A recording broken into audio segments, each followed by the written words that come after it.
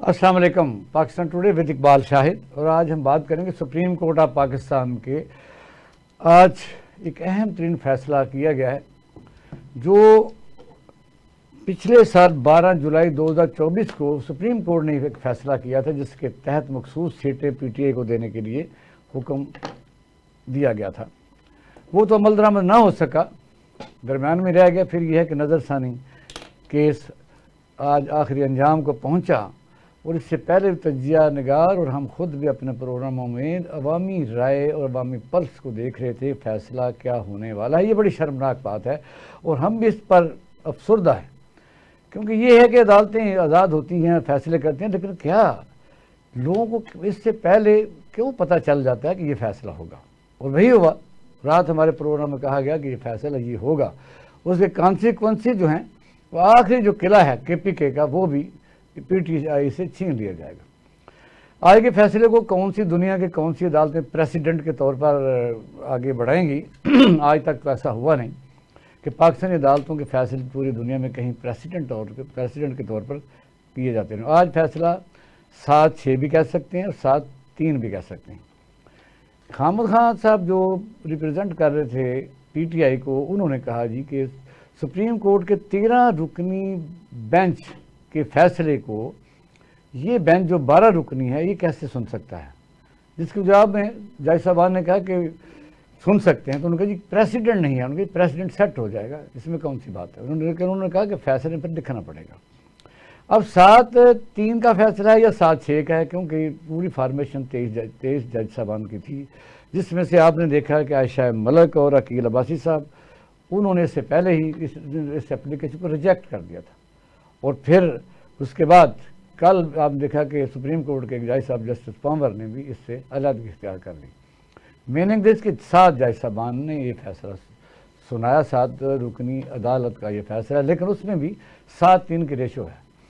अगर सबका जो हुक्म है 12 जुलाई 2024 का रिश्वत मंसूर साहब के ज़माने का, उसमें जो था वो 8 रुकनी गिना जाता है, कहा जाता है, लेकिन उसमें भी ये वर्डिक्ट थी कि इसको ना माना जाए। फिर वो इस वक्त बेंच में मौजूद है।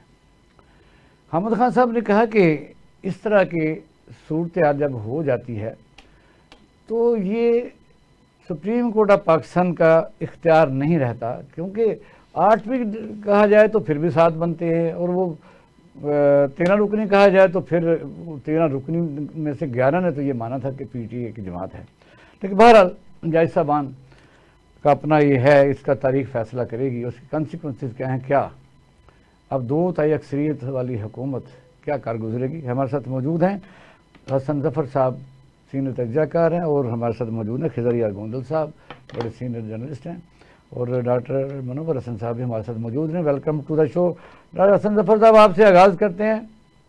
पाकिस्तान की अदलिया के फैसले, इससे पहले भी जुल्फ़िकार भुट्टो साहब के फैसले को जब आप देखते हैं तो सर शर्म से झुक जाता है, और कई ऐसे फैसले कि कई सजाए मौत पाने वाले कैदी सजाए भुगत के या तबई मौत मर गए तो बाद में उनको बरी कर दिया गया।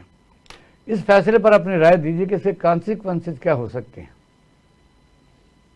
बहुत शुक्रिया इकबाल शाहिद साहब जी। आपने जो जुल्फ़िकार अली भुट्टो साहब के फैसले के बारे में कहा, उसके बारे में जो मरहूम जस्टिस साहब थे नसीम हसन शाह साहब, उन्होंने जो कहा था वो सबके सामने ये तारीख का हिस्सा बनती चली गई हैं चीज़ें। ये भी बन जाएगी तारीख का हिस्सा, ये चीज़ भी। इस पे अफसोस का इजहार कर लीजिए, जैसे मर्जी इसको देख लीजिए। इसके जो कानूनी खतो खाल हैं वो तो कोई कानूनदान ही आपको बेहतर बताएगा। किधर रियाज गोंदल साहब बड़े मंजे हुए तजियाकार हैं, आपको अच्छा बताएंगे। मैं सिर्फ ये आपकी खिदमत में अर्ज करना चाहता हूँ कि मैं सारी सूरत हाल को जो इससे पैदा हुई है, ये हम 2-4 दिन, हफ्ता 10 दिन डिस्कस करेंगे, कफे अफसोस मलते रहेंगे ऐसी बातों पे, फिर ये बात आई गई हो जाएगी। आज ये चीज़ इम्पोर्टेंट है हमारे लिए डिस्कस करना, क्योंकि ये आज फैसला आया है। हकीकत से ज़रा हालात को देखें तो गवर्नमेंट मजबूत से मजबूत होती चली गई है। हमने यही देखा है पिछले 1.5 साल में, जितने भी ऐसे तज्जिए थे कि गवर्नमेंट चली जाएगी, मतलब वो डेट्स दी जाती थी, डेडलाइंस दी जाती थी, बात उससे आगे जाती जा रही है। اب اگر اس بارے میں پریڈکشن لینی ہے تو پھر تو کوئی ایسٹرولوجر کو بلا کے کوئی ذائچہ وائچہ بنوائی جائے. تجزیہ کیا کی ضرورت اس لیے نہیں ہے، گزارش واضح ہو رہا ہے. کچھ لوگوں کو جب کل میں نے اپنے پروگرام میں کہا تو اس نے کہ یہ تو 56 سے ہو رہا ہے، اس میں کون سی نئی بات؟ نئی بات نہیں ہے، درست فرمایا. اب دیکھیں ہم تو جو گیون ریالٹیز ہیں، جو ہمارے سامنے اس وقت فیکٹس ہیں، ہمارے پاس کوئی انٹیلیجنس رپورٹس تھوڑی آتی ہیں کہ ہم ان کی بنیاد پہ کوئی اپنا ذہن بنائیں یا لوگوں کو بتائیں.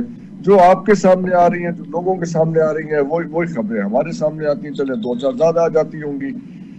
اس کی بنیاد پہ اب یہ بات تو ہم ماننا پڑے گی کہ حکومت مضبوط ہو رہی ہے، چاہے 47 کی ہے کہ 57 کی ہے، جیسی بھی. اس میں مقصد یہ ہے کہ اگر حکومت تو پہلے بھی مضبوط تھی، جو انہوں نے چاہا انہوں نے اب مزید مضبوط ہو بینچ گئی. بنا لیے، انہوں نے ہم جو تو امینڈمنٹ کرنا چاہتے تھے وہ کر لیں. اب اس کا مزید کیا کرنا تھا؟ 27ویں ترمیم کی باتیں بھی سن رہے ہیں. اب ظاہر ہے کچھ اور بھی راستے ہوں گے آگے، کیونکہ جس طریقے سے معاملات آگے چل رہے ہیں اور جتنی ایفیکٹونیس آپ کو حکومت کی نظر، حکومت آپ جانتے ہیں کون چلا رہے ہیں، وہی چلائیں گے. تو اس کے اندر جو ایک مزید رکاوٹ تھی یا کوئی کسی کے دماغ میں ایک آدھ کوئی چیز پھنسی ہوئی تھی کہ یہ ہو جائے گا تو اس سے کوئی صورتحال بدلے گی، وہ غلط فہمی دور کی گئی ہے. محض آج کا فیصلہ دیکھے وہ غلط فہمی دور کی گئی ہے یا زیادہ سخت عوام تو نہ کو مظاہرے کر رہے تھے، نہ ان میں وہ سکت تھی. اور پارٹی میں بھی آپ نے دیکھا کہ اس قسم میں سکت نہیں تھی. تو اس کی کوئی ضرورت تھی؟ اس کی ضرورت یہ تھی نا کہ کوئی ذہنوں میں شک و شبہ ہو، کوئی ایسا کوئی دماغوں میں کوئی فطور لے کے بیٹھا ہو کہ یہ ہوگا تو اس کے بعد ایک نئی تحریک چلے گی. یہ دیکھیے، اگر آپ ذرا اس کو ذرا سیاسی انداز سے دیکھیں تو یہ جو پچھلے 15-20 دن میں تحریک کی باتیں آئی ہیں ہمارے سامنے، ہاں جی، اگر یہ سنجیدہ ہوتے عمران خان صاحب کے لیے، ان کی پارٹی کے لوگ اور ان کے وکلاء یہ ایسی باتیں کیوں کرتے ہیں جہاں پہ ایک کریٹیکل فیصلہ آنے والا ہو؟ پہلے ان کی بیل والا فیصلہ آنے والا تھا، اس وقت انہوں نے کوئی ایک درفنتنی چھوڑ دی. یہ فیصلہ آنے والا تھا، انہوں نے تحریک کی باتیں کرنی شروع کر دی. تو اب آپ خود ہی دیکھ لینا حالات اور واقعات ہمیں کیا بتا رہے ہیں کہ ان کے اپنے ہی لوگ انہیں مروانے پہ تلے ہوئے ہیں. بلکہ وہ جو لاہور ہائی کورٹ میں جو بیل تھی اس کو اس طریقے سے انہوں نے ہائی لائٹ کیا اور کافی ورکر اور لیڈر وہاں پہنچ گئے. پہلے فیصلہ ہو جائے تو جانے دو، پریشرائز کرنے سے الٹا نقصان کر بیٹھے. نہیں، یہ دیکھیے پریشرائز کسے کر رہے تھے؟ اسٹیبلشمنٹ کو کہ عدالت کو؟ یہ بچے ہیں، چھوٹے چھوٹے بچے ہیں کہ یہ کہیں گے کہ یہ ہم سڑک پہ آ کے دھمانے ڈالیں گے، اس سے جج ڈر جائیں گے اور ہماری مرضی کا فیصلہ آ جائے گا. کیوں ایسی باتیں سوچتے ہیں؟ یہ ٹھیک ہے، کنہوں نے ان کے دماغوں میں ایسی باتیں ڈال رکھی ہیں؟ یہ کوئی سنجیدگی سے سوچنے کے لائق ہی نہیں رہے. ان سے وہ قابلیت ہی چھین لی گئی ہے. میری تو سمجھ سے باہر ہے کہ یہ کس طرح. پھر یہ ذرا گوندل صاحب کو ساتھ شامل کرتے ہیں. جی خضری آسا گوندل صاحب، یہ آپ تو بات سن رہے ہیں، اس کو آج ظاہر موضوع تو یہی ہے. اور عام آدمی جو سوچتا ہے، کیونکہ عام آدمی تو نیچے سول کورٹ میں بھی پھنسا ہوا ہے اور سیشن کورٹ میں بھی پھنسا ہوا ہے، ہائی کورٹ میں پھنسا ہوا ہے. تو اوپر سے اس قسم کی اس کا وہ سمجھتا ہے کہ بھئی اب فیصلہ تو یہ تھا کہ مکمل انصاف. اب اس میں ٹیکنیکلٹی تو ظاہر ہے وہ کلا کا کام ہے، انہوں نے کرنی ہوتی ہے کہ ایسا ہونا چاہیے تھا، ایسا ہونا چاہیے تھا، اور الیکشن کیسے ہوئے، کون سے نشان چھینے گئے، کمپین کرنے دی گئی، نہیں کرنے دی گئی، اس میں کچھ کمی بیشی ہوگی. جو سابقہ فیصلہ سپریم کورٹ کا، اس نے یہی کہا کہ ان حالات میں اگر کوئی ہوتا تو پھر پی ٹی آئی کو پھر مانا بھی گیا جائز صاحب مانے تو مانا کہ پی ٹی آئی جماعت باقاعدہ ہے.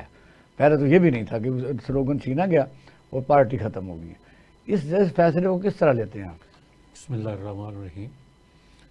شکریہ اقبال شاہد صاحب. حسن ظفر صاحب آپ کا بھی بہت شکریہ. میرے خیال میں فیصلے یا کام جو ہیں وہ خواہشات پر نہیں ہوتے، وہ طریقہ کار جو طے شدہ عدالتوں کا ہے اس کے مطابق ہوتے ہیں. ہم اس سے متفق ہو سکتے ہیں فیصلے سے، اس سے اختلاف بھی کر سکتے ہیں، لیکن آپ یہ نہیں کہہ سکتے کہ یہ جو فیصلہ آ گیا ہے وہ فیصلہ ہے، اس کو امپلیمنٹ کرنا ہوتا ہے. تب وقت ہے کہ وہ کوئی ہائر پلیٹ فارم جو ہے اس کو منسوخ نہ کر دے یا اس کو سٹے نہ کر دے اس کا. تو وہ نہیں، فیصلہ تو پھر یہ بھی تھا کہ جو جولائی کا فیصلہ تھا. نہیں، ایک منٹ، جولائی کا فیصلہ امپلیمنٹ تو نہیں ہوا پورا سال. جب اس کے خلاف ریویو آ گئی تو بعد میں امپلیمنٹیشن نہیں ہو سکتی تھی نا. یہ آپ نہیں تو دوران سماج جیسے صاحب نے کہا کہ وہ امپلیمنٹ تو کرتے نہیں، اس طرح نہیں ہوتی چیزیں. جب ریویو میں آ جاتی، کسی بندے کو پھانسی ہو جائے اور ریویو میں چلا جائے تو اس کو پھانسی پر نہیں لٹکا دیا جاتا ہے، چونکہ عدالت فیصلہ دے چکے، ریویو کا انتظار کرنا ہوتا ہے. تو ایسا نہیں ہوتی چیزیں. ہاں، اس کا امپیکٹ جو ہے وہ ابھی آپ نے بھی کہا، حسن ظفر صاحب بھی فرما رہے تھے کہ جی اس کا فیصلہ جو ہے وہ کس طرح سے امپیکٹ کرے گا، یا اس کی اتنی جلدی کیوں تھی. تو یہ بات ڈیبیٹیبل ہے. ان کو اس کی جلدی اس لیے تھی کہ آگے جو آ رہا ہے وقت، اس میں ان کو مکمل طور پر آزادی مل جائے. اور جس نقطے کی آپ نے اقبال شاہد صاحب وضاحت کی تھی کہ آخری قلعہ کے پی کے والا جو ہے وہ بھی اب ان کے ہاتھ سے جاتا رہے گا. جب یہ نشستیں جو ہیں، ریزرو سیٹس جو ہیں، یہ ڈسٹریبیوٹ ہوں گی ایز پر فارمولا، تو حکومت جو ہے اس کو 2/3 میجارٹی حاصل ہو جائے گی قومی اسمبلی میں بھی. اور وہاں پر کے پی کے میں جو ان کو سمپل اکثریت حاصل ہے، پی ٹی آئی کو یا سنی تحریک کہہ لیں ان کو، وہ بھی جاتی رہے گی. جب اس طرح کی صورتحال ہوگی تو پھر اگر وہاں پر تحریک نہیں بھی آتی، تحریک عدم اعتماد جو ہے، کیا نام ہے اس کے خلاف، وزیر اعلیٰ کے خلاف اگر تحریک عدم اعتماد نہیں بھی آتی تو بھی وہ اتنا پریشرائز ہو جائیں گے کہ وہ کچھ کرنے کے قابل رہیں گے. پچھلے کچھ عرصے میں ہم دیکھ رہے ہیں کہ پی ٹی آئی کی قیادت جو ہے وہ کچھ اس قسم کی حرکتیں کر رہے ہیں کہ جو اپنی پارٹی اور اپنی پارٹی کے بانی کے لیے مسائل زیادہ کریٹ کیے جا رہے ہیں. جیسے اس میں بھی ہم تحریک چلائیں گے، اور اس سے پہلے بھی اس طرح کے کام ہو چکے ہیں. ضمانت آنے والی تھی، اس کے لیے کوئی چانس بن رہے تھے، تو اس وقت بھی کس طرح کا بلنڈر کر دیا گیا. اب یہ آنے لگا ہے تو ہم تحریک شروع کرنے لگے. تو یہ اس کا مطلب یہ ہے کہ پی ٹی آئی کی جو موجودہ قیادت ہے، جو جیل سوار ہے، وہ نہیں چاہتے کہ جو پی ٹی آئی بانی ہیں وہ باہر آئیں، اور ان کے پاس جو اختیارات اور جو مزے یہ اڑا رہے ہیں وہ ان سے ہاتھ سے جاتے رہیں. میرا یہ ہے کہ یہ تو باہر آپ نے ٹھیک کہا کہ عدالتیں فیصلہ جو کرتی ہیں، اور آئینی جب آج عدالت میں کہا گیا کہ پہلے 26ویں ترمیم کا فیصلہ آپ کرتے ہیں، اب آپ جس کے تحت آپ بیٹھے ہوئے ہیں، یعنی کچھ مورالٹی تو ہوتی ہے نا. وجہ یہ ہے کہ 26ویں ترمیم کے خلاف سپریم کورٹ میں کیس باقاعدہ ٹیبل پر ہے، وہ اس کی سماعت نہیں ہو رہی. وہ بے شک ریجیکٹ ہو جاتا، پھر اس کو ذرا زیادہ ایک سپورٹ مل جاتی ہے اخلاقی طور پر. دیکھیں، میں اور آپ، ہم سپریم کورٹ کو مشورہ تو نہیں دے سکتے، ہم ان پر جو فیصلے ہیں ان پر کمنٹ کر سکتے ہیں. پاور سٹرکچر ہے، اسی کے تحت سب کچھ کام کر رہا ہے. ہاں، سب کچھ اسی کے تحت ہے. جتنا حقیقت پسند ہو کے اس بات کو تسلیم کریں گے اتنی آسانی ہوگی. اب ہوا یہ ہے کہ آپ کو یہ تسلیم کرنا پڑے گا اور حقیقت پسند ہو کے پڑھنا کرے گا. گوندل صاحب میری عرض ہے، پچھلے 3.5 سال سے ہم کیا کر رہے ہیں؟ ہم یہاں پہ ٹیلی ویژن چینلز پہ روز کی بنیاد پہ یہ ڈسکشن ہو رہی ہے کہ عمران خان صاحب باہر کب آئیں گے، یہ انہوں نے بیان کیا دیا.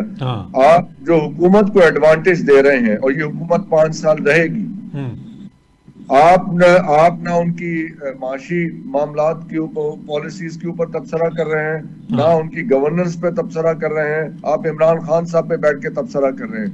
یہ بڑی مزے کی بات ہے. المیہ ہے کہ ہر چینل پر جو لیجیٹیمیٹ سپیس ہے آپ کے پاس، میڈیا کے پاس، حکومت کو کرٹیسائز کرنے کی، جب آپ ان کو مان ہی نہیں رہے ہیں کہ وہ حکومت ہے، آپ کسی اور طرف کھیل رہے ہیں. اچھا ڈاکٹر حسن ظفر صاحب، آپ سے سوال کر لیتے ہیں.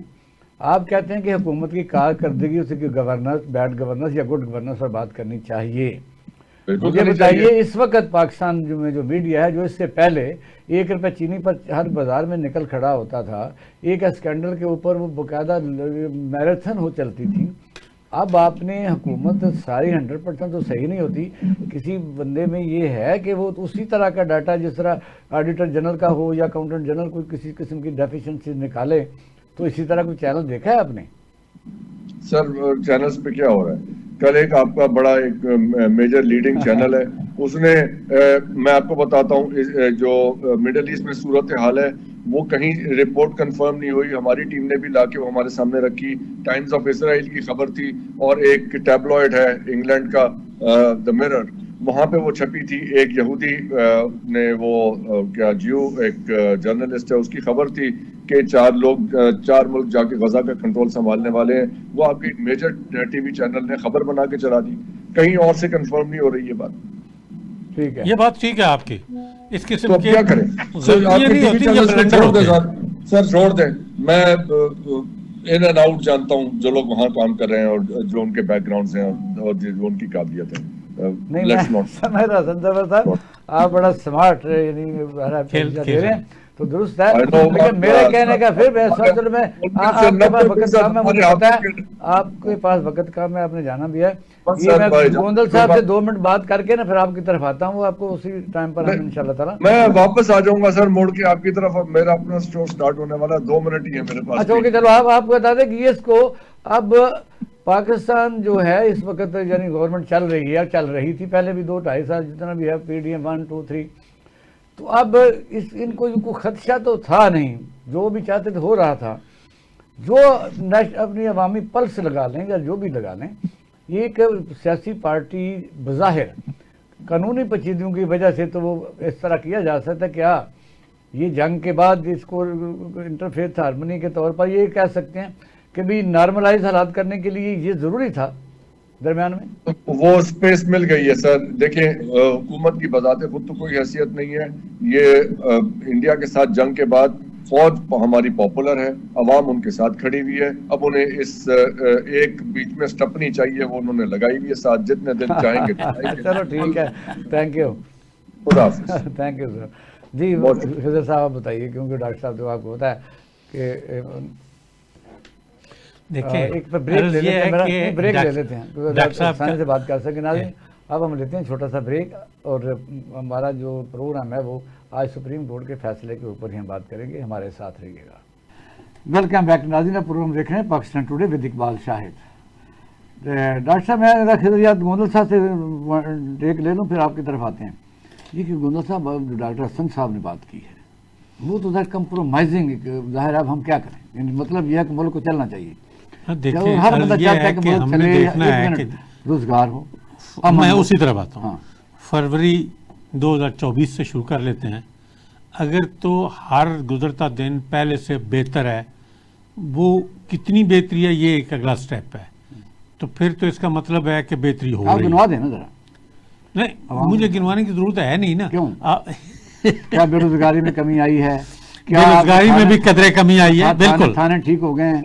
تھانوں میں دیکھیں تھانہ کلچر جو ہے ملاوٹ کو پکڑ رہا ہے، کیا یہ انصاف مل رہا ہے؟ چل بتا دیجیے نا. میں عرض کر رہا ہوں کہ آپ کہہ سکتے ہیں کہ جی پولیس موو ہو رہا ہے، آپ کہہ سکتے ہیں عدالتوں میں فیصلہ اس طرح سے نہیں ہو رہے. میں اسی طرف آ رہا ہوں.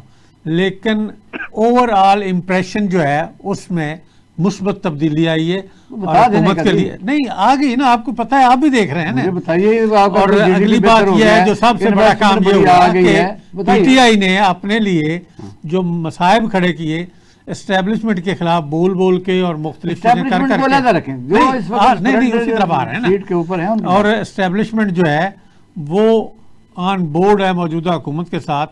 اور یہ کریڈٹ ہے آپ کا، یہ کریڈٹ ہے کہ وہ کٹھے ہیں. بہت بڑا کریڈٹ ہے. ہم تو ہمیشہ یہ دیکھتے آئے ہیں، اور نہیں ہم تو یہ دیکھتے آئے ہیں کہ اسٹیبلشمنٹ اور حکومت ایک پلیٹ فارم ہو ہی نہیں پاتے. کوئی نہ کوئی جو ہے وہ اس طرح کا شروع میں ہوتا ہے، وہ تو آخر میں نہیں ہوتا. نہیں ابھی تک تو ہے نا. آج تک کے تو یہ صورتحال ہے. آپ کو سننا چاہتے ہیں کہ آپ کی بہتری کی لائنیں ہیں سونے پر. دیکھیں اقبال شاہ تو ایسے نہیں. یہ کیا بات ہے؟ ایسے نہیں. اب حکومت انویسٹمنٹ آ گئی ہے، انویسٹمنٹ بھی بالکل آ رہی ہے. پیٹرول سستا ہو گیا ہے، چینی کے ریٹ کم ہو گئے. دیکھیں جب آپ دیوالیہ پن سے نکلے ہیں تو چیزیں آہستہ آہستہ ٹھیک ہونی ہے نا. ایسے تو نہیں ہے کہ اوور نائٹ چیزیں ٹھیک ہو جائیں گی. چاہیے آپ کو عمر خضر چاہیے آپ کو. عمر خضر نہیں چاہیے، لیکن کچھ ٹائم چاہیے نا. عمر خضر کی نہیں بات ہو رہی. آپ اگر یہ کہیں کہ جی آج چونکہ یہ اقتدار میں آئے ہیں تو ہفتے 10 دن کے بعد یا 15 دن کے بعد. میں چاہتا ہوں کہ آپ کے پاس کیونکہ ڈاٹا ہے آپ عوام سے شیئر کریں کہ آپ پاکستان میں جو ہے کسی پروگرام میں اگلے میں شیئر بھی کر دیں گے، پورا ڈیٹا شیئر کر دیں گے. ڈاکٹر صاحب السلام علیکم. وعلیکم السلام. آئیے ذرا خضریہ گوندل صاحب، ظاہر ہے کہ ہو سکتا ہے ان کی سیلری بہت زیادہ ہو کیونکہ جنگ کے بڑے پرانے صحافی ہیں، اور کئی دفعہ مہنگائی کی ڈیفینیشن یہ ہے کہ میرے نزدیک ڈیفینیشن اور ہے پرچیزنگ پاور. اگر آپ کے سورس زیادہ ہیں تو مہنگائی نہیں ہے، اگر سورس آف انکم کم ہے تو مہنگائی ہے. یعنی آدمی سفر کر رہا ہے تو 10 روپے کی اہمیت ہے کہ 100 روپے کرایہ ہے تو 90 روپے پاس ہیں. یعنی متاثر تو کرتی ہے متاثرین کو، یہ ان کو شاید نہیں کرتی. آپ بتائیے کہ یہ کہہ رہے ہیں کہ دن بدن ہم اسٹار لیتے ہیں کہ سپریم کورٹ کے فیصلے پر پہلے ٹیک دیجیے کہ سپریم کورٹ کے آج کے فیصلے میں کیا ہے نیا، کیونکہ اسپیشل سیٹیں جو پی ٹی آئی کو جولائی 2024 میں ملی تھیں وہ فیصلہ ریورس ہو گیا ہے، ویسے امپلیمنٹ میں نہیں ہوا تھا. اب اس کے کانسیکوینسز حکومت کو کس طرح ہے اور اس کے لیے کے پی کے میں جو اشارہ مل رہا ہے کہ وہاں حکومت چینج ہو جائے گی، اس پر ذرا اپنا ٹیک دیجیے. شاہد صاحب پہلے تو بہت شکریہ، آپ نے اپنے پروگرام کے اندر مدعو کیا. مختصراً یہ کہ سیاست ڈومیسٹک میں بات نہیں کرتا، لیکن یہ ہے کہ یہ جو فیصلہ ہے ڈیفینیٹلی اس سے کم از کم ہم سیفلی یہ تو کہہ سکتے ہیں کہ پولیٹیکل اسٹیبلٹی جو ہے اس کا حصول ذرا مشکل ہو جائے گا. لازمی بات ہے اپوزیشن جو ہے اس پہ پروٹیسٹ میں جائے گی، شور شرابہ ہوگا، اور جس طرح کی ہمارے خطے کے اندر حالات ہیں اور بین الاقوامی سطح میں جو نیو نارمل قائم ہونے جا رہا ہے اس میں ہمیں شدت کے ساتھ ایک سیاسی ہم آہنگی چاہیے اور معاشی ہم آہنگی اور مضبوطی بھی چاہیے.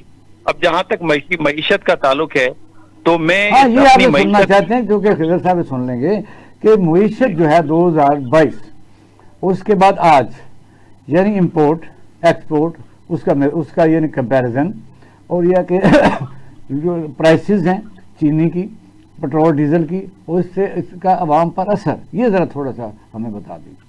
جی بظاہر جو انڈیکیٹرز حکومت دیتی ہے وہ تو پازیٹیو نظر آتے ہیں. جیسے مثال کے طور پہ تھوڑا سا ایکسپورٹ کے اندر بہتری ہے، ریمیٹنسز کے اندر 30 بلین ڈالر سے غالباً کوئی 35-36 بلین ڈالر پہ چلا گیا ہے. ایکسپورٹ جو چینی کی مد کے اندر بتائی جا رہی ہے، چاولوں کی مد میں وہ 5 بلین ڈالر سے انکریز کر گئی ہے.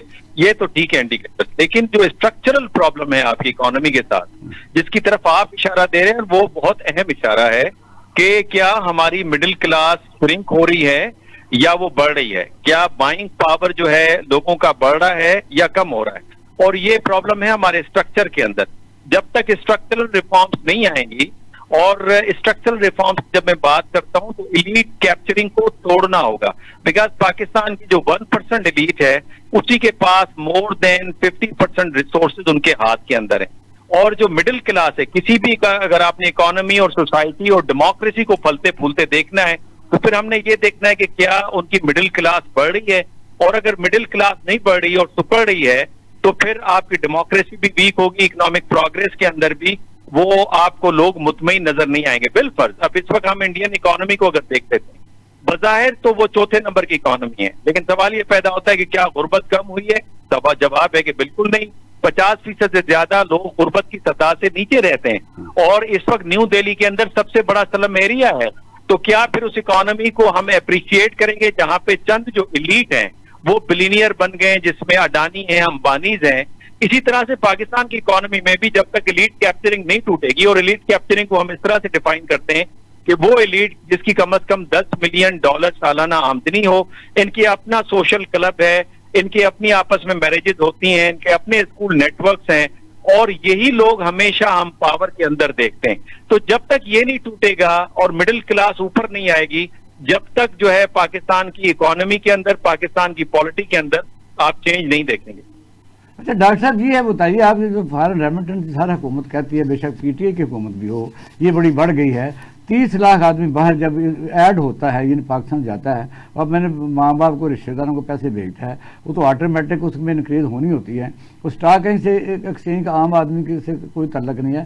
ہمیں تو یہ جو ہماری ضروریات زندگی ہیں کیا وہ کہاں ہیں اور گورننس کہاں ہے، یہ ہم نے دو چیزوں کو دیکھنا ہے کہ نمبر 1 کیا ہم چینی خریدنے جاتے ہیں تو وہ 200 سے اوپر ہے، یعنی جو جس کی کاسٹ جو ہے پروڈیوس کاسٹ ہے وہ صرف ایسے اوپر نہیں جا سکتی جس حساب سے گنا خریدا جاتا ہے، وہ چیک کر رہا ہے تو وہ ہے پرچیزنگ پر. دوسرا پرائیویٹ سیکٹر ہے. پرائیویٹ سیکٹر میں جب تک انڈسٹری نہیں لگتی، لوگوں کو روزگار نہیں ملے گا، لوگ ارننگ نہیں کریں گے تو وہ مارکیٹ میں آ کے ان کی تو کیپیسٹی آف پرچیز تو رہی نہیں ہے بے روزگار کی. اس پر روشنی ڈالیں. یہ بہت آپ نے اہم بات کی. دیکھیے نا، اب مثال کے طور پہ ایگریکلچرل سیکٹر لے لیجئے، اگر اس کا ہم شیئر دیکھتے ہیں اپنی اکانومی میں تو وہ لیس دین 18% ہے. حالانکہ ہم کہتے ہیں ہماری اکانومی کا جو بیک بون ہے وہ ایگریکلچرل سیکٹر ہے، پر سوال یہ پیدا ہوتا ہے کہ کیا ایگریکلچرل سیکٹرز کو ہم نے انسینٹیوز دیے ہیں؟ بالفرض اس وقت گندم اتری اور گندم کا جو ریٹ فکس ہوا جس کے باعث آپ کو لگتا ہے کہ نیکسٹ ایئر لوگ گندم اگائیں گے. इसी तरह से शुगर की शॉर्टेज क्यों हो रही है?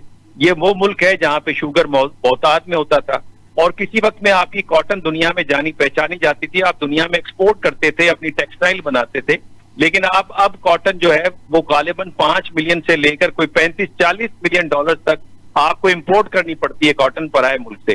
तो इसका फॉरेन मतलब एक्सचेंज ये बाहर कि जाएगा, यानी वो जो जिसको आप मुसाबकत कह सकते हैं, तजारती खसारा वो बढ़ जाएगा। जी, आपने बिल्कुल बजा फरमाया। और मेरा ये है कि आप अगर एग्रीकल्चरल सेक्टर को फैसिलिटेट नहीं करेंगे, टैक्सेस लगाएंगे, और जो उनकी मेहनत है उस पर आप नहीं आएंगे, तो डेफिनेटली नेक्स्ट टाइम वो क्रॉप नहीं उतरेगी। इसके साथ साथ आप देखें, लोग अपने बागात, अपनी फसलों को छोड़ के वहां पे प्लॉटिंग कर रहे हैं। आपकी बहुत बड़ी जरी जमीन जो है वो इस वक्त आपके टाउन्स में तब्दील हो गई है, और ये आगे जाके फूड इनसिक्योरिटी को डेवलप करेगा, और जब फूड इनसिक्योरिटी पैदा होगी तो अगेन एक ये तो एनवायरनमेंट को भी करेगा, जो इस पर मौसम में तब्दीलियों की तरफ हम जा रहे हैं। यानी हमारी हाउसिंग सोसाइटी जिस तरफ रियल एस्टेट फैलती जा रही है, किसी को होश ही नहीं कि सारा मुल्क बनाना है, सिर्फ मकान बनाने हैं। जी, आपने बजा फरमाया। बजाय ये कि हमारे पास वो जो आपने गवर्नेंस का इशू बताया ना, वो बड़ा इंपॉर्टेंट है, बिकॉज गवर्नेंस हमारे पास है ही नहीं।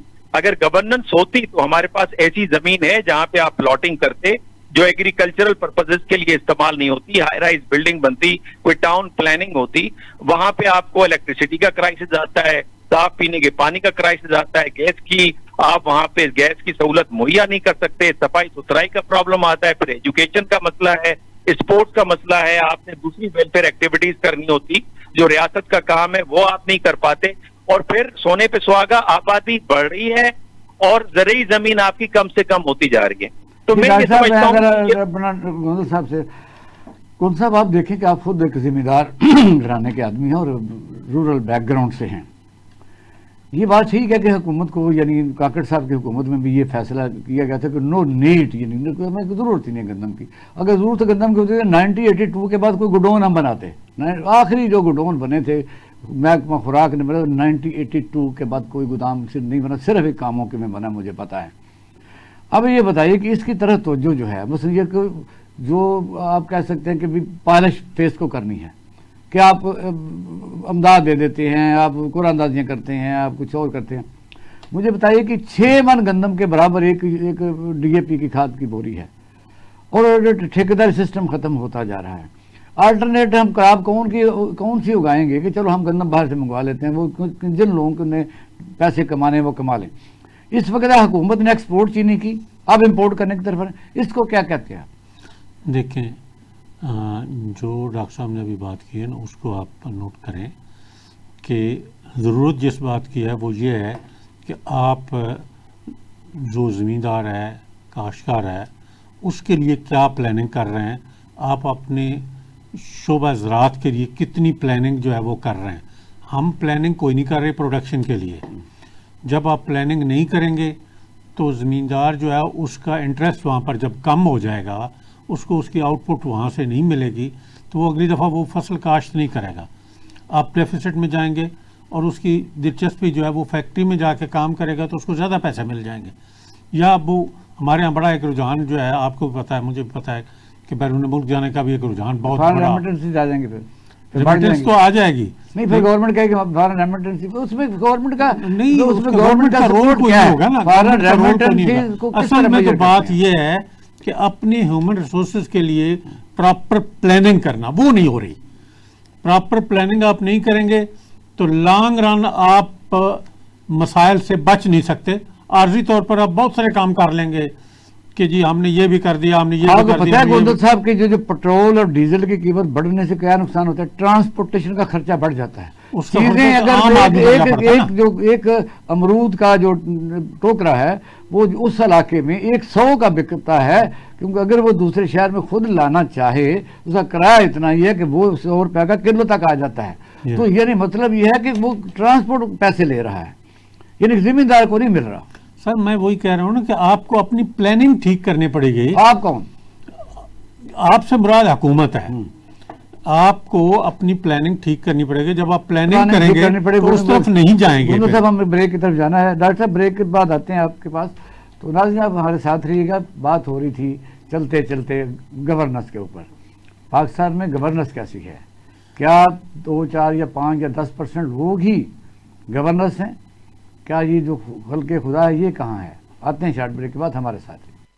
ویلکم بیک ناظرین، آپ پروگرام دیکھ رہے ہیں پاکستان ٹوڈے ود اقبال شاہد، اور ہم بات کریں گے اس وقت بجٹ 2025-26 ہے کیا.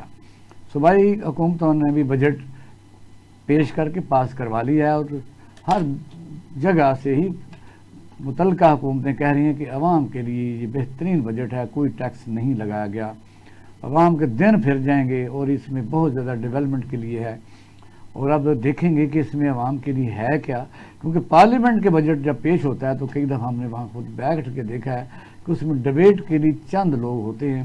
تمام پارلیمنٹ ممبرز وہ موٹی موٹی کتابوں کو لے کے اپنے جب گھر آ جاتے ہیں تو ان سے اگر 2 سال بعد پوچھا جائے کہ جو آپ نے ووٹ آپ نے دیا تھا اس میں تھا کیا، اور اس کو شاید یہ نہیں پتہ ہوتا کہ ہے تو حکومت ہے تو انہیں اپنے حق میں ووٹ دینا ہے، اپوزیشن ہے تو انہیں تنقید کرنی ہے. ڈاکٹر صاحب السلام علیکم. ڈاکٹر صاحب میری آواز آ رہی ہے؟ ڈاکٹر صاحب کی آواز نہیں آ رہی. جی آپ کی آواز آ رہی ہے مجھے شاہد صاحب. ڈاکٹر صاحب بجٹ جو 2025-26 ہے اس کے متعلق آپ سے سوال یہ کہ 2024-25 پر بھی ہم نے خسارے کا بجٹ پیش کیا تھا، اور پھر اتفاق ایسا ہوا کہ وہ بجٹ کا خسارہ اسی طرح ہی رہا. جب ہم کو پلاننگ کرتے ہیں کہ مخصوص اداروں کے لیے فنڈ ایلوکیٹ کرتے ہیں، یعنی ان کو NFC ایوارڈ دیتے ہیں، اداروں کو پیسے دیتے ہیں، ڈیولپمنٹ کے لیے رکھتے ہیں، ایجوکیشن ہیلتھ کے لیے رکھتے ہیں، تو وہ بھی نہیں آیا تھا. اور خاص طور پر FBR نے تو اپنے جو ٹارگٹ بھی اچیو نہیں کر سکے تھے، تقریباً 1170 گاڑیاں خریدنے کے باوجود. پارلیمنٹ کی طرح بڑھ گئی، اس کو اب چھوڑ دیتے ہیں، چلو وہ تو بیچارے قانون سازی کر رہے ہوتے ہیں. اس وقت 2025 اور 26 کا بجٹ جو آپ کی نظر میں اس میں عوام کے لیے کیا ہے؟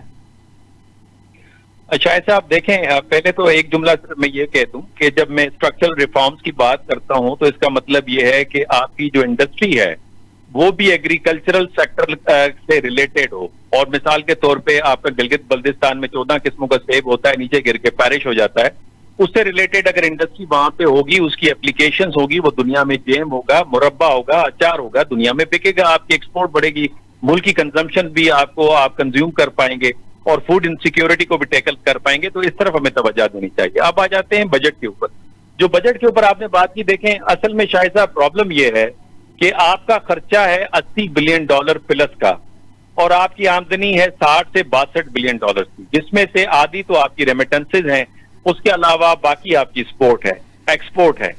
تو اس کا مطلب یہ ہوا کہ بجٹ کے اندر آپ کو اپنی ایکسپینڈیچرز پہ کٹ لگانی ہوگی. لیکن اب ایکسپینڈیچر کیا ہے؟ اس میں مور دین 50% تو ڈیٹ سروسز میں چلا جاتا ہے. اس کے بعد بڑا خرچہ آ جاتا ہے آپ کے ڈیفنس کا، اس کے بعد بڑا خرچہ آ جاتا ہے آپ کی بیوروکریسی کا، جو مشینری آپ کی چل رہی ہے. اور یہ جو ریٹ ٹیپزم ہے ہمارے ملک کے اندر، جہاں پہ بیوروکریٹس کے پاس کوئی کینالوں کے اندر گھر ہوتے ہیں اور اس کے اندر چڑیا گھر ہیں، لان ہیں، مختلف لائٹ استعمال ہو رہی ہے، 6 قسم کی ڈشز تیار ہو رہی ہوتی ہیں، ان کی سیکیورٹی کا مسئلہ ہوتا ہے. تو یہ اخراجات ہیں، اس پہ ہمیں کرٹیل کرنا ہوگا. اور آپ کو یاد ہوگا محمد خان جونیچو صاحب پرائم منسٹر تھے، انہوں نے جتنے بھی بیوروکریٹس تھے ہمارے، ان کو 800 اور 1000 cc گاڑیاں دے دی تھیں. اب ہمارے جو اس وقت جو موجودہ مشینری ہے، عام 17ویں 18ویں گریڈ کا بھی بیوروکریٹ ہوتا ہے تو اس کے پاس کم از کم ایک گاڑی تو ہوتی ہے آپ کی. اگر آپ 22ویں گریڈ میں تو ماشاءاللہ آپ کے پاس 3 گاڑیاں ہوتی ہیں. تو اس کا پھر فیول ہے، اس کا خرچے ہیں، اس کی مینٹیننس کا مسئلہ ہے. تو ڈاکٹر اس کے اوپر شاہد صاحب ہمیں کرنا ہوگا، ہمیں ایکسپینڈیچرز پہ کٹ لگانا ہوگا. دوسری بات یہ کہ بعض اوقات حکومت مجبور ہوتی ہے، بیکاز آپ کے پاس بجٹ کے معاملے میں زیادہ روم نہیں ہے. ایک تو آپ قرضے لیتے ہیں IMF سے، پھر ان کی شرائط ہوتی ہیں تو آپ کو ان کی شرائط ماننی پڑتی ہے، اور یہ آپ کی مجبوری ہے. جب تک کہ واپسی تو ظاہر ہے لوگوں کو پتہ چل جاتا ہے، صرف قرضہ واپسی تو ہے ہی نہیں. NFC ایوارڈ جو 57% غالباً ہے وہ صوبے صاحب دیتے ہی نہیں ہیں. صوبوں اب میں مثال کے طور پہ آپ کو بتاؤں، اگر صوبے، مجھے نہیں پتا آپ اس کا ایگزیکٹ فگر کیا ہے بیکاز میرے نظر سے نہیں گزرا، لیکن اگر صوبے آپ 18ویں ترمیم کے تحت ان کو تھوڑی سی آپ لبرٹی دیتے ہیں اور وہ اپنا بجٹ خود بناتے ہیں اور کچھ ان کو کلیکشن میں ان کو رائٹس مل جاتے ہیں، تو وہ ڈیفینیٹلی اپنی جو ڈیولپمنٹ سیکٹر ہے اس پہ بھی لگائیں گے اور اسی پہ ان کی پالیٹکس ہوتی ہے. یہ الگ بات ہے کہ اس کے اندر کرپشن بھی بے انتہا ہوتی ہے. ساتھ میں ہمیں یہ بھی دیکھنا چاہیے کہ جو ہمارا بجٹ ہے اس وقت، उस बजट के अंदर जो IMF की शराइत है जिसमें टैक्स आयद किया जाता है, मिसाल के तौर पे अब मैं सैलरीड क्लास से ताल्लुक रखता हूँ, अब मैं तनख्वाह पे टैक्स देता हूँ, फिर मैं ग्रॉसरी लेने जाता हूँ उस पर टैक्स देता हूँ, फिर मैं फ्यूल भरवाता हूँ उस पर मुझे टैक्स देना पड़ता है, तो टैक्स के ऊपर टैक्स है, कोई 50 जगहों के ऊपर मैं टैक्स देता हूँ, तो मेरा तो हुलिया टाइट हो जाता है, मेरे पास बाइंग कैपेसिटी नहीं होती। और यही हाल सारी सैलरीड क्लास का है। तो मेरा ख्याल है इस पे थोड़ा तवज्जो देना होगी कि जो नेट है आपका टैक्स का उसको आपने इंक्रीज करना है, लेकिन किस पर? जो बड़े जिम्मेदार हैं, जो बड़े बिजनेसमैन हैं, वहां पे उनको रिलैक्सेशन मिल जाती है, वहां पे कर्जे माफ हो जाते हैं, उनके लिए कर्जों के लिए दरवाजे भी खुले होते हैं। तो मेरा ख्याल है हिस्सा तो है डॉक्टर साहब, आपकी बात का एक हिस्सा है जो मैं ये समझाऊं। जाहिर है कि आपने बड़े जिम्मेदारों की बात की है। अगर पाकिस्तान में फूड सिक्योरिटी का मसला है तो उसको थोड़ा सा नरम रवैया भी रखा जा सकता है, लेकिन इसके अलावा फंड जनरेट किए जा सकते हैं। पाकिस्तान में कई चीज़ों को, यानी जो नेसेसरी जो एक्सपेंडिचर है उसको जिस तरह भी आपने फरमाया कि वो काम किया जा सकता है। और रह गई बात कही है कि कहाँ कहाँ कट लगाना, जो जुनेद साहब की आपने बात की, उसके बड़ी देर बाद 18वीं तरमीम को भी छोड़ देते हैं। वो उसके बाद लाहौर में सेशन जज के पास सन्नी गाड़ी होती थी। अब खुद अदलिया के अंदर भी आप देखेंगे कि सिविल जज से लेकर एडिशनल सेशन जज, उनके ग्रेड्स उससे बहुत आगे हैं। और ये भी है कि उनके पास जो गाड़ियाँ, ये तो हाई कोर्ट के जज साहबान के पास होती थी।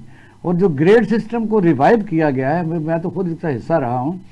हमें पता है लाहौर के सेशन जज के अंडर 39 एडिशनल सेशन जज होते थे, किसी के पास कोई गाड़ी नहीं थी। हम ये तो नहीं कहते उनको ना दें, कहते हैं दें, लेकिन वजह ये कि तमाम अदारे जहाँ यानी है वो सारे करेंगे तो फिर होगा ना जी।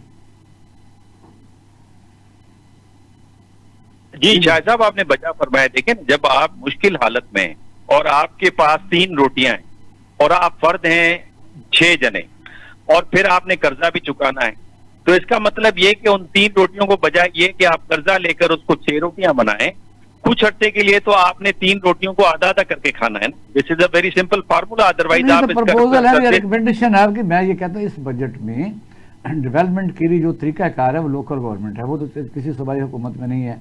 और फेडरल गवर्नमेंट को भी कोई खास फिक्र नहीं है इलेक्शन की।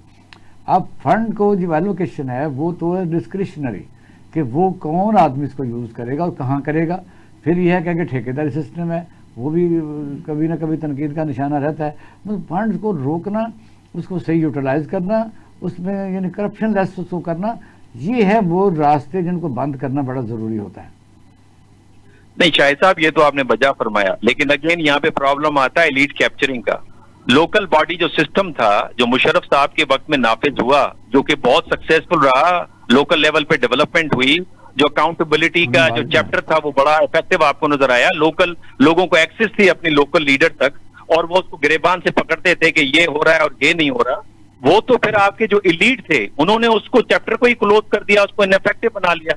अब तो आपके पास बुनियादी तौर पे फंड ही नहीं है डेवलपमेंट का, आप इतने फंसे हुए हैं इन कर्जों के अंदर, उससे पहले निकलना है आपने। और वो तब तक मुमकिन नहीं है जब तक आपका स्ट्रक्चरल रिफॉर्म्स नहीं आएगा। बिलफर्ज पाकिस्तान के जो नौजवान हैं वो आईटी सेक्टर के जरिए से उन्होंने आपको पिछले साल $5 बिलियन कमा के दिए। और फिर ये जो इंडिया पाकिस्तान का क्राइसिस रहा उसके अंदर जो साइबर सिक्योरिटी जिस तरह से हमने उसमें इफेक्टिवनेस दिखाई है, वो भी उन नौजवानों के मरून मिन्नत है जो 22 से 25 साल के हैं, जिनकी कैप वहां पे मौजूद है। इसका मतलब ये हुआ कि जब तक हम उन नौजवानों को एम्पावर नहीं करेंगे और वो अपनी आईटी रिलेटेड सेक्टर से बाहर से कमा के नहीं देंगे तो आपकी आमदनी नहीं बढ़ेगी। और बात कर एक फैक्टर हो गया आईटी। पूरा मुल्क 25 करोड़ का मुल्क है, उनमें 60% से अब 60% तक लगाने को 70% तक भी कहते थे कि देहातों में लोग रहते। वहाँ आप कह सकते हैं कि 80% लोग फारग रह सकते हैं, क्योंकि वहाँ क्या काम है, काटेज इंडस्ट्री नहीं है, प्रमोट हमने नहीं की। फिर ये है कि एग्रीकल्चर जो बेस मुल्क है उसमें आपने उस तरीके के लोन को नहीं किया कि आदमी का एम्प्लॉयमेंट बढ़ सके, कि जिस तरह पोटैटो चिप्स है या किसी चीज़ को रिजर्व करना है, इस तरह की चीज़ें। हमारे यहाँ बदकिस्मती ये रही, रिसर्च बेस्ड हमने किसी काम को भी नहीं किया और डिमांड बेस्ड भी नहीं किया। आपने बड़ी खूबसूरत बात की कि अगर हम उसको एक इलाके को मखसूस कर लेते हैं कि यहाँ पर ये इंडस्ट्री लग जाएगी और उसकी जो रॉ प्रोडक्ट है वहाँ से दस्तयाब हो जाए। आपको याद होगा कि 60s में جب شوگر ملیں لگنی شروع ہوئی تھی زیادہ، تو اس وقت یہ ہوا تھا کہ مخصوص علاقوں میں جہاں زیادہ گنا ہوتا تھا وہاں پر لگی تھی شوگر ملیں۔ اگر اس فارمولے کو ہم اپناتے اور ریسورسز کے ساتھ وائلیشن کی نا، سہولتوں کو بھی لے کے جاتے ہیں، تو اس دوران کے حکمرانوں نے وائلیشن کی کہ شوگر ملنے کاٹن کے علاقوں میں لے گئے، پتہ نہیں کاٹن کے علاقوں میں لے گئے تو غلط ہو گیا نا۔ کاٹن کے علاقوں میں آپ کو کاٹن انڈسٹری کو لے کے جانا تھا، ہاں اس کو لے کے جانا تھا۔ اسی طرح سے آپ پوٹیٹو والے جگہ پر جو ہے اس کے متعلقہ انڈسٹری کو لے کے جائیں گے تو پھر تو وہاں پر مقامی روزگار بھی ملے گا۔ اگر سہولتیں بھی لے کے جائیں گے تو وہ زیادہ اچھے طریقے سے پھلے پھولے گا، اور یہ مہنگائی کا رونا جو ہے ہمارا، بے روزگاری کا رونا جو ہے، یہ بہت حد تک کم ہو جائے گا، کیونکہ جب لوگوں کے پاس قوت خرید ہوتی ہے نا تو پھر مہنگی چیز بھی وہ افورڈ کر لیتے ہیں۔ اثر تو پاور آف پرچیز ہے، اصل بات ہوتی اگر آپ ہے کی جیب میں جتنے پیسے ہیں تو آپ کو کم بھی لگ سکتی ہے، مہنگائی زیادہ بھی لگ سکتی ہے۔ بالکل ایسے ہی ہے، ہاں۔ بالکل اسی طرح سے ہے۔ آپ بالکل صحیح اینالائز کر رہے جو ہیں۔ پہاڑی علاقے ہیں، ستم اور پوٹھوہار ہے ہمارا، یعنی جنوبی پنجاب ہے، اس میں بچے اور بچیاں بالکل گھروں میں کئی دفعہ کام کرنا چاہتی ہیں، ویلی بیٹھی ہوئی ہیں، فارغ بیٹھی ہوئی ہیں، وہاں آپ نے چھوٹا نیٹنگ یونٹ، چھوٹی کپڑوں یعنی بیبی گارمنٹس، اس طرح کھلونے، اس طرح کاٹیج انڈسٹری کو فروغ دیا ہے کوئی؟ آج سے 30-35 سال پہلے، 40 سال پہلے یہ تھا کہ بغیر حکومت کی سپورٹ کے بھی وہ ٹرینڈ موجود تھا، چھوٹا موٹا خواتین گھر میں کام کر کے اپنا روزگار جو ہے وہ چلاتی تھی۔ اب وہ کام ختم ہو گیا اور حکومت نے اس طرف توجہ بھی نہیں دی، سپورٹ بھی نہیں کیا، ریسرچ بیس بھی نہیں کیا کہ اس جگہ پر کس چیز کا ٹرینڈ ہے، لوگوں کا رجحان کیا ہے، را پروڈکٹ ہمیں کہاں سے مل سکتی ہے، را مٹیریل کہاں سے مل سکتا ہے، اور اس کی مارکیٹ کہاں پر ہے، وہاں پر لے کے کس طرح جائے۔ ہم نے سارا کچھ پبلک سیکٹر کی بجائے سپورٹنگ کے وہ پرائیویٹ سیکٹر پر چھوڑ دیا، اور وہاں مافیاز آ گئے۔ اچھا، وہاں جب مافیاز آ گئے تو انہوں نے صرف اپنے مفادات جو ہیں نا ان کو دیکھا ہے کہ جی ہمیں کہاں سے کتنا پیسہ آتا ہے۔ وہ یہ بھی کر لیتے ہیں کہ جی گندم موجودہ اعداد و شمار جو ہے نا ان کو غلط شو کر کے پہلے امپورٹ کر لیتے ہیں، پھر ایکسپورٹ کرنا شروع پچھلی کرتے ہیں۔ دفعہ پچھلے دنوں میں ایک ڈیٹا آیا تھا حکومت کی اپنی کامیابیوں کی لسٹ میں کہ جو جہاں انکریز ہوئی ہے، جہاں آپ کہہ سکتے ہیں ترقی ہوئی ہے، یہ گھوڑے 5% بڑھ گئے ہیں، گدھے 30% بڑھ گئے، کون گنتا ہے؟ یہ میں نے بھی یہ سوال کیا تھا اور کسی اور طرح کے پلیٹ فارم پر کیا تھا کہ جی یہ ہمیں سمجھا دیں کہ کس طرح سے آپ یہ ریسرچ یا جو بھی کاؤنٹ کرتے ہیں وہ کس طرح سے کرتے ہیں۔ تو وہ جی وہ شماریات والے کرتے ہیں، کس طرح سے کرتے ہیں اس کا کوئی جواب نہیں ہے، کوئی طریقہ میکنزم ہوتا ہے نا۔ اسٹیٹسٹیکل ڈویژن وہ جب آپ کو کہتے ہیں مہنگائی 0.02% بڑھ گئی ہے یا کم ہو گئی ہے، تو ان کو بندہ پوچھے کہ آپ نے کیسی کی، اس پر میں نے بڑی دفعہ سوچا اور پھر پوچھا۔ وہ 150 پروڈکٹ کی ایوریج نکالتے ہیں۔ بس آپ چینی بتائیے کہ چینی جو ہے اگر 80 سے 160 ہو جاتی ہے تو 100% بڑھ گئی ہے۔ اگر آپ کی کوئی پروڈکٹ 50 سے 150 ہو گئی ہے تو آپ کی 200% بڑھ گئی ہے یا 300% بڑھ گئی ہے۔ وہ یعنی 0.2% یا 2% یا 1% کیسے کہتے ہیں بڑھ گئی؟ وہ اس طرح کر لیتے ہوں گے، مجھے نہیں پتا، لیکن میرا خیال ہے کہ اس صورتحال سے یہ لگتا ہے کہ جن چیزوں کی زیادہ بڑھتی ہے ان کے ساتھ جو مارکیٹ سے ٹرنٹ ہو نکل رہی ہوتی ہیں وہ ان کو مفت بھی کوئی نہیں لے رہا ہوتا، تو ان کو روپے کی بیچ کے تو ایوریج نکال کے پبلک کے سامنے لے آتے ہیں اور حکومت کو بھی ڈسیو کرتے ہیں۔ ان اداروں پر یہ تو ہمارا رونا دھونا ریفارمز ہے، جو ہے نا وہ کرنی سوال پڑیں یہ ہے کہ یہ تو رونا دھونا ہے، یہ آپ اور میں تو نہیں کر سکتے۔ وجہ یہ ہے آپ کو کیا نظر آتا ہے کہ حکومت کرنا ضروری ہے یا کبھی نہ کبھی عوام کے کام کرو؟ آپ کس کس شعبے میں آپ انکریز کر سکتے میرا خیال ہے ہیں؟ کہ ہمارے اس وقت ڈپارٹمنٹ، ہیلتھ ڈپارٹمنٹ وہ پرائیویٹائز آپ کو آؤٹ سورس ہو رہے ہیں، ایجوکیشن یعنی حکومت آؤٹ سورس کر رہی ہے، اس کا مطلب ہے حکومت نے کیا پھر کرنا ہے؟ دیکھیں حکومت نے صرف حکومت کرنی ہے اور باقی سب کچھ جو ہے نا وہ پبلک سیکٹر سے نکال کے یعنی آپ پرائیویٹ سیکٹر کو آپ نے پانی خود خریدنا ہے، پانی بھی آپ نے خود خریدنا ہے، آپ نے آپ نے سولر تعلیم سسٹم بھی کے خریدنی ہے، تحت آپ نے سولر صحت بھی پر خود لگی خریدنی ہے، 10%، سولر آپ نے خود لگانا ہے، سولر میڈیسن آپ نے خود خریدنی ہے، بلکہ آپ نے کیا کرنا ہے؟ انصاف بھی خود خریدنا ہے۔ تو پھر ریاست کہاں ہے؟ ریاست نہیں ہے بھائی، حکومت کرنی ہے صرف، ریاست کا کیا ضرورت ہے؟ نہیں آپ تو بڑا خوش ہو رہے تھے کہ جی بڑا ترقی ہو رہی ہے۔ نہیں سر، جب ہم پچھلے کے ساتھ کمپیئر کرتے ہیں تو پھر دیکھتے ہیں نا کہ پہلے زیادہ درد تھا، دنیا اب میں اس اور طریقے سے انسان تھوڑا ملکوں کم میں ہو بستے گیا۔ ہیں، یہ صرف ہمارا ملک ہے، دنیا میں تقریباً 8 بلین لوگ بستے ہیں۔ 8 بلین میں ہم 24 کروڑ ہیں، 24 کروڑ میں 10% نکال لیں کہ ان کا کام بنا ہوا ہے، وہ پراپرٹی کا کام کریں جو مرضی کریں, بڑی بڑی سکیمیں بنائیں اور قسطوں میں لے کے کوئی نہ پوچھے نہ کوئی. یہاں پاکستان میں سب سے بڑا فراڈ جو ہے نا اس کو پروٹیکشن حاصل ہے. عام آدمی بکری چوری میں یا کچھ پچھلے دنوں آج ہی میں نے پڑھا تھا کہ وہ ایک چھوٹا سا آدمی کو چھوٹی چوری کی 6 سال سزا کھا گیا اس سائیکلوں کی دکان کے اوپر. سر یہ تو ہے ستم ظریفی ہم سب کی کہ ہم عام آدمی کے لیے کچھ نہیں کرتے اور کہتے ہیں کہ ہم سب کچھ اس کے لیے کر رہے ہیں, ساتھ جھوٹ بھی بولتے ہیں. نہیں کرتے تو کہیں ہم نہیں کر پا رہے, یہ نہیں کرتے ہم اپنے جو ڈرا بیک. میں تو کہتا ہوں عام آدمی کو آپ کو پتہ ہے کہ بادشاہت کے علاقوں میں بھی جہاں بادشاہت ہے, جہاں ڈکٹیٹرشپ ہے, جہاں جمہوریت ہے, یہ مختلف نظام ہے, عام 80% لوگوں کو کسی سے کوئی غرض نہیں کون اقتدار میں آتا ہے. ان کو یہ چاہیے کہ ان کو صاف پانی چاہیے, ان کو ریاست کی جو ذمہ داریاں وہ چاہیے, ان کو صرف بنیادی سہولتیں اچھی مل جائیں.